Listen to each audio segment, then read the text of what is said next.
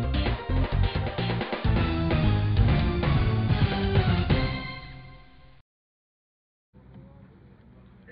اللہ الرحمن الرحیم. محترم جناب عطاء الحق قاسمی صاحب، چیئرمین الحمرا آرٹ کونسل، خواتین و حضرات، السلام علیکم. آج کے اس انتہائی عظیم اور شاندار محفل میں مجھے آ کر بے حد خوشی بھی ہوئی اور میری ہمت کو بھی بہت فروغ ملا.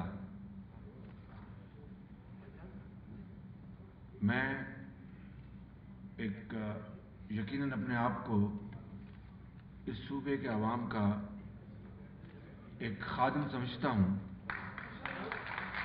اور جناب عبداللہ حسین صاحب نے جس محبت اور شفقت سے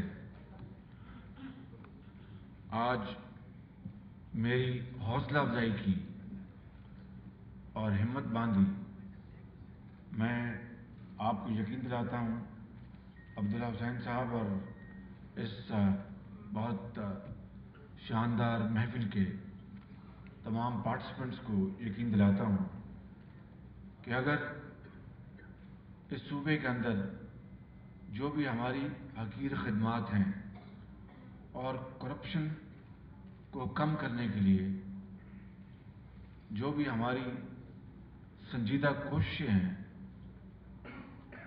آج عبداللہ حسین صاحب نے جو مجھے شاباش دی ہے، میں یقین دلاتا ہوں کہ انشاءاللہ ہم اس محاذ میں اپنی کوششوں کو اور تیز کریں گے. آج اغیار ہمیں سمجھتے ہیں کہ یہ بھیکاری ہیں.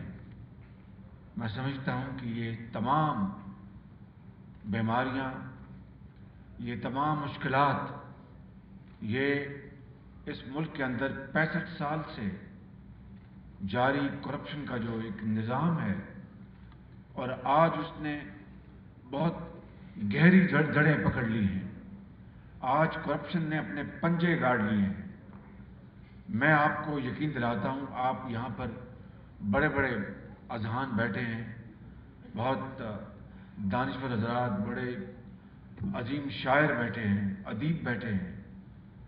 آپ مجھ سے بہتر جانتے ہیں کہ اگر اس میں کوئی شک نہیں کہ کرپشن کے مکمل خاتمے میں آج تک دنیا کی کوئی طاقت دعویٰ نہیں کر سکی، لیکن کرپشن کو، اس جن کو قابو کرنے کے لیے اور کنٹرول کرنے کے لیے جو کاوشیں اور جو کوششیں مغرب نے کی ہیں، وہ ہمارے لیے مشعل راہ ہے.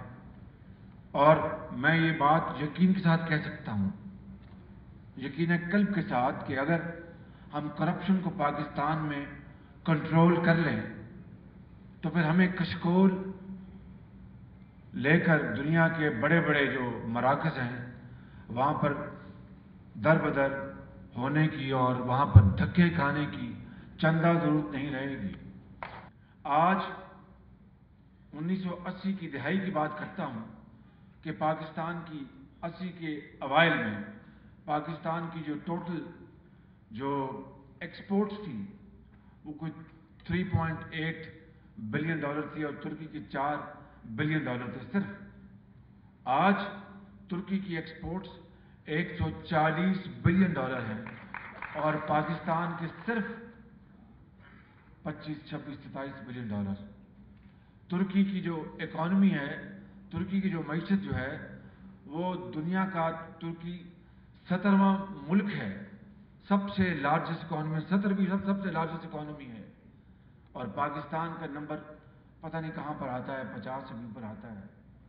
تو میں یہ عرض کر رہا ہوں، جو عبداللہ صاحب نے جو بات کی تھی کہ اگر ہم اپنے وسائل کے اوپر انحصار کریں، اور یہاں پر ابھی بلوچستان کے جو ہمارے مائے ناز यहाँ पर जो अदीब है उन्होंने कहा कि मुझे सियासतदानों पर कोई एतबार नहीं और दानिशवरों पर है। बिल्कुल ठीक कहा, लेकिन मैं समझता हूँ कि कायद आज़म सियासतदान थे जिन्होंने पाकिस्तान बनाया, और उनकी पैरवी करने में यकीनन बहुत कमज़ोर वाक़या हुई, इसमें कोई शक नहीं। लेकिन अगर हम आज इस बात को तय कर लें कि सियासतदान खुदा न खासा सब बुरे हैं, तो फिर जमहूरियत अगर हमने चलानी है, उसकी गाड़ी चलानी है, तो वो तो सियासतदानों ने चलानी है। हाँ, आप यूँ कहें कि जो सियासतदान खा कोई भी हो, उसमें मैं हूँ या कोई भी हो, उसको आप वोट की ताकत से रद्द कर दें और अच्छे सियासतदानों को आगे लेके आएं, तब पाकिस्तान जो है यकीनन वो तरक्की करेगा। लेकिन मेरी राय में तो मुझे ये कहने दीजिए कि आमरों ने इस मुल्क को बर्बाद किया। ये नुक्ता कीमिया है कि अगर बलूचिस्तान को मैं समझता हूँ कि वह पाकिस्तान का जिस्म का एक बहुत अहम हिस्सा है, बाकी हिस्सों की तरह बलूचिस्तान के अगर आज जायज़ शिकायत हैं, बलूचिस्तान के अगर आज जायज़ गिले हैं, गुस्सा है, तो हमें उसके ऊपर उसका जवाब कतन बंदूक से नहीं देना, बल्कि बैठकर भाइयों की तरह बैठकर उन मामलात को सुलझाना है और माजी की जो गलतियां उनकी निशानदेही करनी है और उन गलतियों की निशानदेही करके एक ऐसा रास्ता बनाना है जिससे बलूचिस्तान बिकम्स इंक्लूसिव। आज यकीनन बलूचिस्तान की जो यूथ है वो बहुत फ्रस्ट्रेटेड है। आज यकीनन बलूचिस्तान के मसाइल बहुत गंभीर हैं। अकबर बुगटी का कत्ल ले लीजिएगा आप, और बलूचिस्तान के अंदर जो 65 सालों में जो 2-3 मरतबा जो चढ़ाई हुई और जहाज़ों के साथ बमबारी हुई, उसका कतन कोई जवाब नहीं, इसमें कोई दो राय नहीं है। मैं समझता हूँ कि पूरे पाकिस्तान के 18 करोड़ अवाम को बलूचिस्तान के अवाम से भरपूर न सिर्फ हकीकी हमदर्दी का इजहार करना होगा, बल्कि उनके जो ज़ख्म हैं उनके ऊपर मरहम रखना होगा, उनसे माज़रत करनी होगी, माफ़ी मांगनी होगी और बलूचिस्तान को पाकिस्तान का हिस्सा बनाना होगा। इसके साथ साथ उसकी इब्तिदा भी हुई है। आप देखिए कि पाकिस्तान की जो मेन स्ट्रीम लीडरशिप है, उन्होंने बलूचिस्तान के अवाम के साथ आज पूरी इज़हार यकजहती की है। उसमें मियाँ नवाज शरीफ पेश हैं और उन्होंने भरपूर बलूचिस्तान की मसाइल की तरफ न सिर्फ निशानदेही की बल्कि उनका हल का भी जिक्र किया और अकबर बुगटी के कत्ल के बारे में दूध का दूध और पानी का पानी का मुतालबा किया और इंसाफ के हसूल का मुतालबा किया।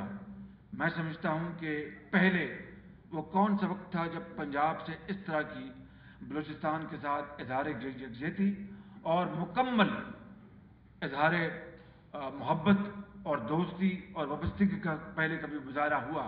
ये वो बहुत बड़ी मिसाल है जिससे मुझे पूरी उम्मीद वासिक है कि इंशाअल्लाह हम बलूचिस्तान के नाराज़ भाइयों और बहनों को हम मनाने में कामयाब होंगे। मुश्किल है, नामुमकिन नहीं है बिल्कुल।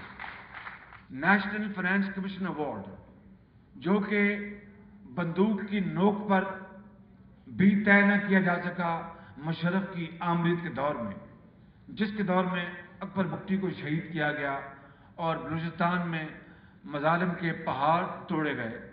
आज अल्हम्दुलिल्लाह 2 साल पहले चारों सूबों ने वफाक के साथ मिलकर हमने national finance commission award achieve किया और आपको ये सुनकर खुशगवार हैरानगी होगी कि पंजाब ने अपने हिस्से का, पंजाब के 10 करोड़ अवाम ने अपने हिस्से का 11 अरब रुपया सालाना NFC में डाला और NFC अवार्ड अचीव किया।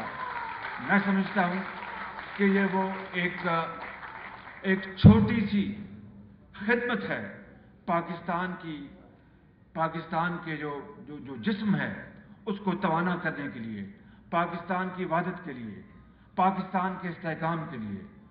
और इसी तरीके से मैं समझता हूँ میں آپ کی خدمت میں عرض کرنا چاہتا ہوں کہ آج اگر مجھ سے کوئی پوچھے تو پاکستان کے 3 بڑے مسائل کیا ہیں، ایک کا ذکر ہو گیا اور اچھا خاصا ذکر ہوا، وہ ہے کرپشن، گیلپنگ کرپشن۔ میں پر امید ہوں، مجھے یقین کامل ہے اللہ تعالیٰ کے فضل و کرم سے کہ یہ قوم اس میں بہت جان ہے، اس میں بہت انرجی ہے۔ ہم انشاءاللہ اپنے مشکلات کے اوپر قابو پائیں گے، چیلنجز کے اوپر قابو پائیں گے، اچھی لیڈرشپ سامنے لے کے آئیں گے، پاکستان کو صحیح معنوں میں اقبال اور قائد کا پاکستان بنائیں گے۔ اور قاسمی صاحب نے یہ ٹھیک کہا ہے کہ ان کے اشعار پڑھے بغیر میری تقریر ہمیشہ نامکمل رہتی ہے۔ قاسمی صاحب اجازت ہے میں اشعار پڑھ دوں؟ کہیں غلطی گستاخی ہوگی تو معاف کیجیے گا۔ خوشبوؤں کا ایک نگر آباد ہونا چاہیے، خوشبوؤں کا ایک نگر آباد ہونا چاہیے، اس نظام زر کو برباد ہونا چاہیے۔ ان اندھیروں میں بھی منزل تک پہنچ سکتے ہیں ہم، ان اندھیروں میں بھی منزل تک پہنچ سکتے ہیں ہم، جگنوؤں کو راستہ تو یاد ہونا چاہیے، اور خواہشوں کو خوبصورت شکل دینے کے لیے خواہشوں کی قید سے آزاد ہونا چاہیے، اور ظلم بچے جن رہا ہے کوچہ و بازار میں، عدل کو بھی صاحب اولاد ہونا چاہیے۔